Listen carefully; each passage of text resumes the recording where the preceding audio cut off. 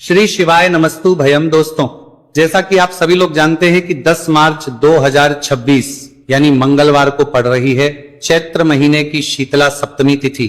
और दोस्तों, यह वह तिथि है जो चैत्र महीने में पड़ने वाली सबसे बड़ी तिथि है, क्योंकि यह मंगलवार के दिन पड़ रही है। और हमारे हिंदू धर्म में इसका बहुत ही बड़ा और विशेष महत्व होता है।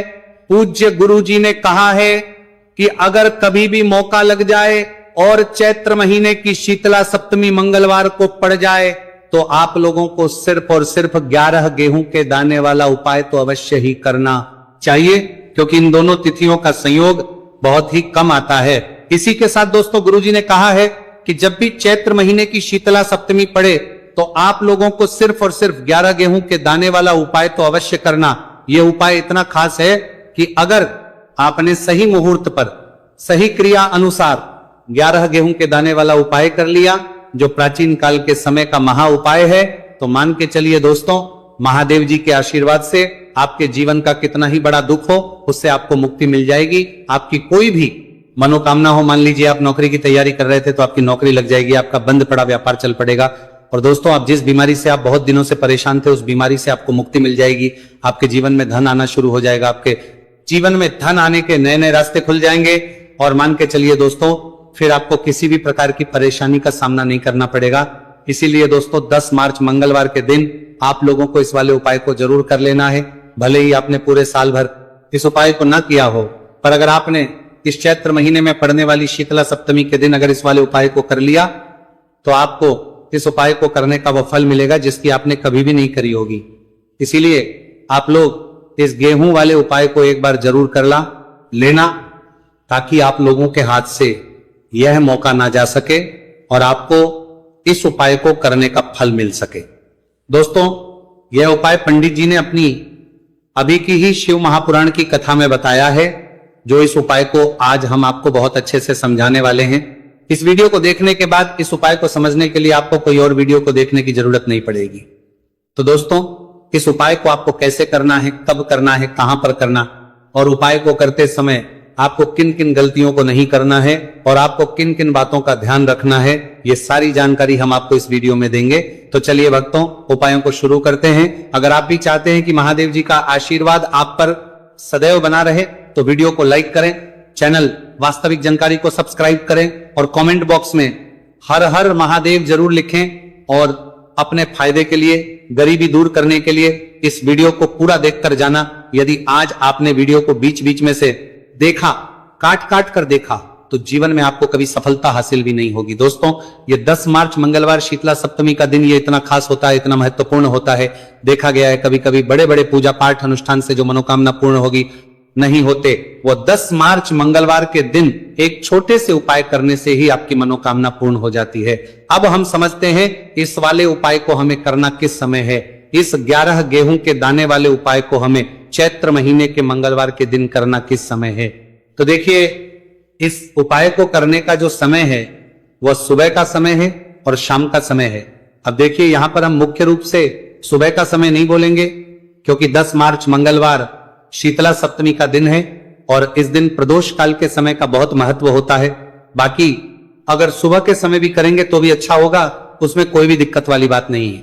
तो चलिए जानते हैं इस विशेष उपाय के बारे में। लेकिन उससे पहले एक प्रार्थना, अगर आप इस चैनल पर नए हैं तो आप इस वीडियो को लाइक करें, चैनल को सब्सक्राइब करें और कमेंट बॉक्स में आप अपनी राशि, अपना नाम जरूर डाल दें, क्योंकि हम राशि से भाग्य भी बताते हैं और भाग्य में चल रही परेशानियों को दूर करने के लिए वो आसान से आसान उपाय भी बताते हैं। तो चलिए अब हम अपने सबसे पहले उपाय की बात कर लेते हैं। देखो, गुरु जी ने कहा है कि अगर मंगलवार के दिन शीतला सप्तमी पड़ जाए तो इस दिन आपको 11 गेहूं के दाने वाला उपाय तो अवश्य ही करना चाहिए। देखो, यह उपाय, यदि आपके जीवन में कर्जा बहुत अधिक है, आपके जीवन में संकट बहुत अधिक रहते हैं, आपके ऊपर बहुत अधिक विपदा आ रही है, बार बार आपको अपने व्यापार में और अपने धन में हानि देखने को मिल रही है कि आपको प्रत्येक कार्य में हानि हो रही है, तो आपको यह उपाय करना चाहिए। देखिए, इस उपाय के लिए आपको 11 गेहूं के दाने आपको लेने हैं, ठीक है। 11 दाने लेने के बाद में आपको जरूरत होगी चावल के दानों की। 11 चावल के दाने और 11 गेहूं के दाने, और चावल के दाने खंडित नहीं होने चाहिए। अब आप कहोगे पंडित जी गेहूं कहां से लेने हैं? देखो, आपको किसी भी किराना स्टोर पर गेहूं के दाने आपको आसानी से मिल जाएंगे, जाकर ले लेना, ठीक है ना। 11 गेहूं 11 चावल के दाने लेने हैं। साथ ही साथ आपको एक तांबे का लोटा है और उस तांबे के लोटे में आपको जल भरना है। जल आपका खुद के घर का होना चाहिए, मंदिर का नहीं होगा। अब आप ये सब सामग्री लेकर पहुंच जाओगे महादेव के शिवलिंग के पास में शाम के टाइम पे प्रदोष काल में। देखो, जब आप ये उपाय कर रहे हो तो अपना फेस रखना उत्तर दिशा, नॉर्थ डायरेक्शन की तरफ। अब यहां पर जो मैं आपको क्रम बताने जा रहा हूं ना, उस मेरे क्रम को बहुत ध्यान से सुनिए। महादेव को अगर कोई सबसे प्रिय है ना, तो उनकी सबसे छोटी पुत्री जिनका नाम है माता अशोक सुंदरी, जो आपके पास में चावल 11 दाने हैं ना, उन चावल के 11 दानों को माता अशोक सुंदरी के स्थान पर आपको अपना नाम और गोत्र बोलते हुए समर्पित कर देने हैं, है ना। और चावल के दानों को रखने के बाद में जो आपके पास में तांबे का लोटा है ना, उस तांबे के लोटे को कहीं पे भी हम जल नहीं चढ़ेंगे। सिर्फ और सिर्फ माता पार्वती का जो हस्तकमल आपको दिख रहा है, यहीं पे गोल गोल आपको समर्पित करना है, उसी जल को, और कहीं नहीं। ना तो माता अशोक सुंदरी के स्थान पर, ना तो शिवलिंग के ऊपर, सिर्फ आपको यहाँ पे गोल गोल जलाधारी पर आपको उस जल को समर्पित करना है। अब आपके पास में बचे हुए हैं 11 गेहूं के दाने, और बचे हैं उन्हीं 11 गेहूं के दाने को आपको अपनी मनोकामना, अपने विशेष कहते हुए महादेव के शिवलिंग के ऊपर अगर आप शीतला सप्तमी के दिन प्रदोष काल में समर्पित कर देते हैं, तो आपकी जो भी मनोकामनाएं होंगी, जो भी विश होंगी, महादेव पूरी जरूर करते हैं। अन्न को समर्पण करने से, उस खासकर गेहूं को समर्पण करने से हमारी इच्छाएं पूरी होती हैं। और अगर वह दिन मंगलवार शीतला सप्तमी का दिन हो, तब तो इससे सुंदर संयोग कुछ भी नहीं हो सकता। आपकी इच्छाओं को पूरा करने के लिए स्पेशल बहुत प्यारा सा उपाय आप सभी को जरूर करना है। ध्यान में रखिएगा, यह उपाय प्रदोष काल में करना है। देखो, गुरुजी ने कहा है भगवान शिव के शिवलिंग पर 33 कोटि देवी देवताओं का वास होता है। अगर हम शिवलिंग के सामने कुछ भी उपाय करते हैं तो हमारे सभी देवी देवता हमसे खुश हो जाते हैं। ये उपाय आपको अवश्य करना है। देखो, सुबह के टाइम नहीं कर सकते, ठीक है। अब बात करते हैं अगले उपाय की। देखो, इस उपाय के लिए आपको लेना है एक गोल बाती का दीपक। आप चाहे तो मिट्टी का ले सकते हैं, या फिर घर से शुद्ध आटा मढ़कर उसका दीपक आप तैयार कर सकते हैं। इसके बाद आपको लेना है शुद्ध गाय का घी। अगर वो नहीं है तो कोई भी देसी घी इस्तेमाल कर सकते हैं, जिससे आपको दीपक प्रज्वलित करना है। देखो, अब ये सब सामग्री लेकर आपको जाना है प्रदोष काल में आपके घर पर तुलसी जी के घेरे के पास में। देखो, ये उपाय तो आपको अवश्य करना है। देखो, वहां पहुंचकर सबसे पहले वो दीपक आपको प्रज्वलित कर देना है और का 11 बार जाप करना है। उसके बाद आपको अपने सीधे हाथ में थोड़ी हल्दी लेकर उस दीपक में अपना नाम और गोत्र बोलते हुए डाल देना है। उसके बाद माता लक्ष्मी से आपको प्रार्थना करना है कि हे महालक्ष्मी, हमारी सभी दुख तकलीफों को दूर करो। हे महादेव, हमारे सब दुख कष्टों को खत्म करो। इस भावना से आपको ये उपाय करना है। चलिए अब बात कर लेते हैं दूसरे उपाय की।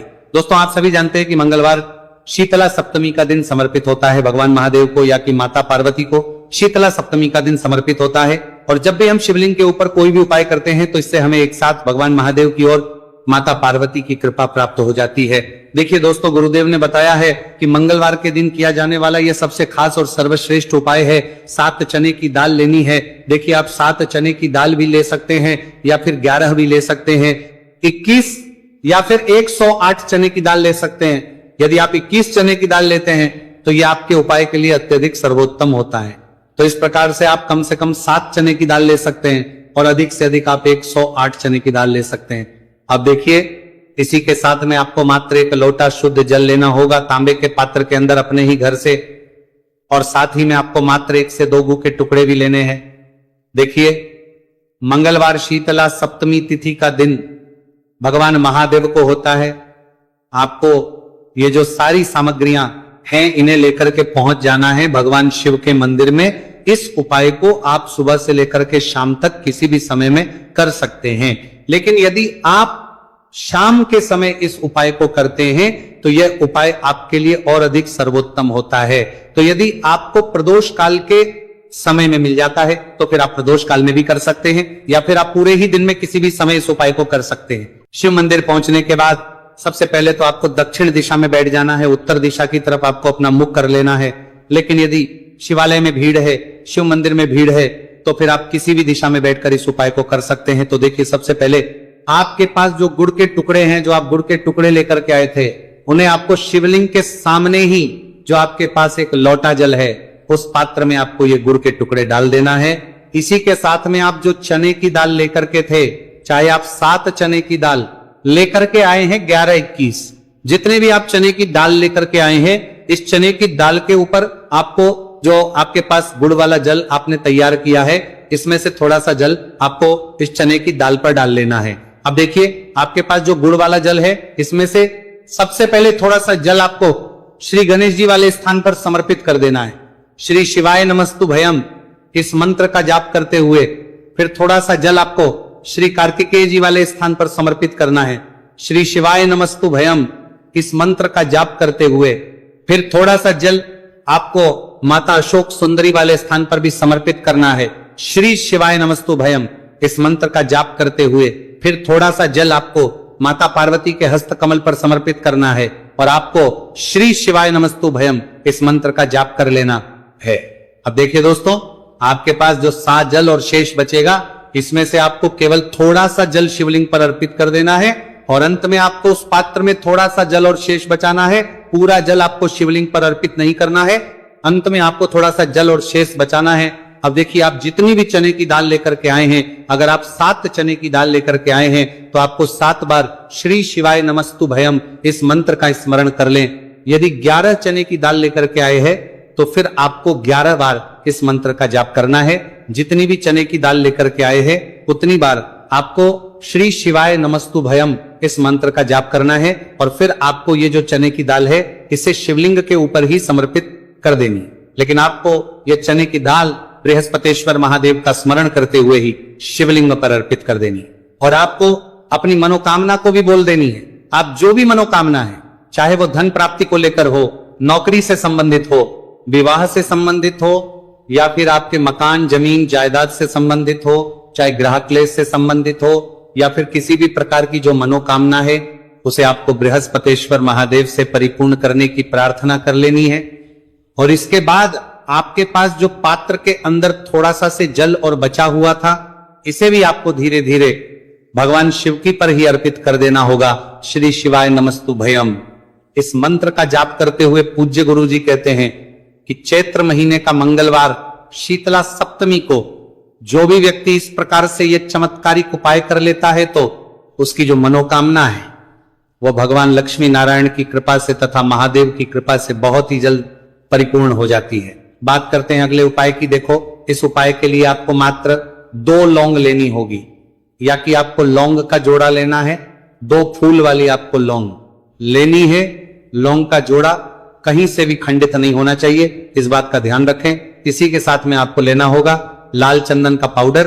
देखिए, यदि आपके पास लाल चंदन की लकड़ी है तो उसे घिसकर भी आप चंदन के रूप में प्रयोग कर सकते हैं। यदि पाउडर है तो उसका भी आप अपने उपाय के लिए प्रयोग कर सकते हैं। देखिए, चंदन जो है वो तेज का प्रतीक माना गया है और साथ ही साथ जीवन के अंधकार को दूर करने का प्रतीक माना गया है। अब इसी के साथ में आपको मात्र एक तांबे के पात्र के अंदर शुद्ध जल लेना होगा अपने घर से। अब दोस्तों, ये तीनों सामग्री लेकर के सीधे आपको पहुंच जाना होगा भगवान शिव के मंदिर में। देखिए, इसी के साथ में आपको एक गोलबाती का दीपक भी लेना होगा। दीपक आप मिट्टी का भी ले सकते हैं, शुद्ध आटा मढ़कर उसका भी तैयार कर सकते हैं, और दीपक में आप शुद्ध घी का प्रयोग करना है।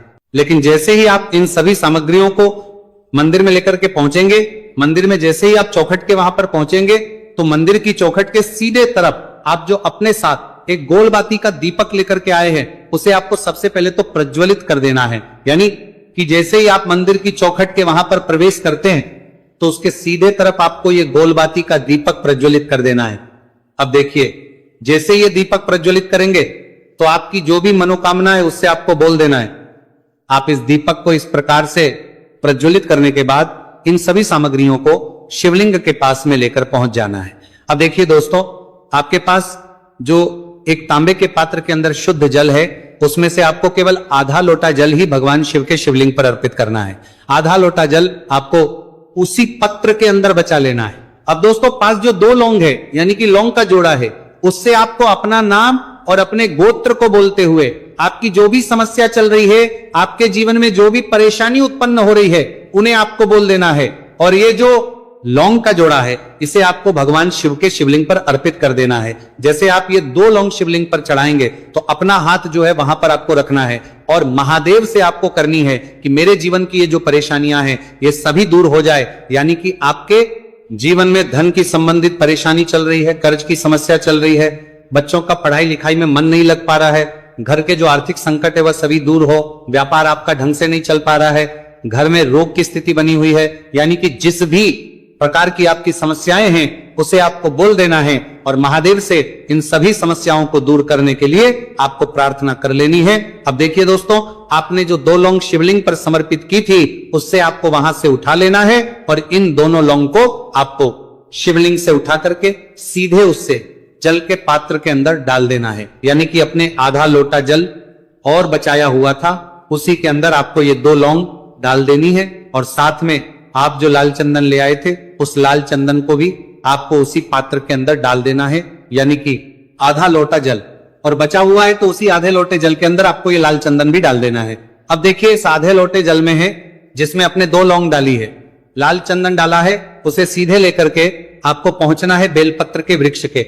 वहां पर देखिए बेलपत्र का वृक्ष यदि आपके घर पर है तो वहां पर आपको आ जाना है, आपके घर के पास कहीं भी है तो वहां पर आपको पहुंच जाना है और उसके बाद आपका जो मुख है वह दिशा की ओर होना चाहिए और उसके बाद आपको अपना नाम और अपनी गोत्र को बोलना है और पुनः अपने जो भी परेशानियां शिवलिंग के पास में बोली थी उन्हें आपको वापस से बेलपत्र के वहां पर भी बोल देनी है। और ये जो आधा लोटा जल और है इससे आपको पूरा बेलपत्र के वृक्ष की जल डीडीएच में श्री शिवाय नमस्तुभयम इस मंत्र का जाप करते हुए समर्पित कर देना है। तो